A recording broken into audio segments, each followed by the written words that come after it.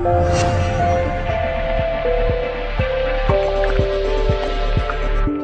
guys, AJ Hazzy here, Vantage Realty, and welcome back to the video blog. Just came out of a really cool meeting with the team, and we were throwing different ideas around about pricing a home aggressively to sell quickly and for the most amount of money in this market.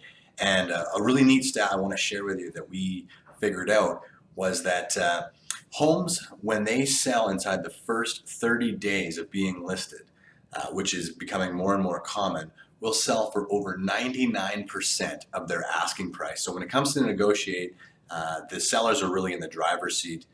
It's a seller's market, and of course a home selling in the first 30 days when it's new and it's fresh is going to sell for full price, maybe more than full price, but as an average, if you add up the $500 million worth of real estate that's sold in the last 30 days, the average is over 99%. Now, how does that contrast to a home where the next big spike? So what we found is that homes either sell in the first 30 days or they sell after 90 days. And the reason for that is that typically it takes people 90 days to get their head around the idea of a price reduction.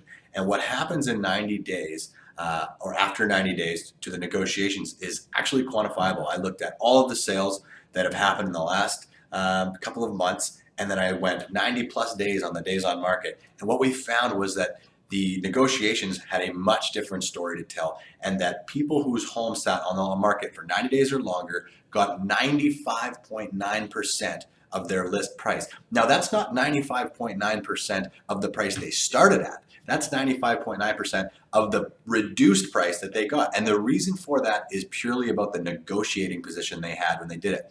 Even though you've reduced the price, you're still an old listing. And what that means is buyers have now an element of control. And I've written about this in my Castanet articles about how a buyer should look for listings that have 90 days or more on the market instead of only being obsessed with the new listings. But isn't that interesting? Price the home properly, net an additional 3%. And with average home prices now close to 600, just that difference in coming out strong versus having a pie in the sky number in the beginning will save you $20,000 in the negotiations. So that's it. Hope you guys found this tip helpful, and I'm getting back to work.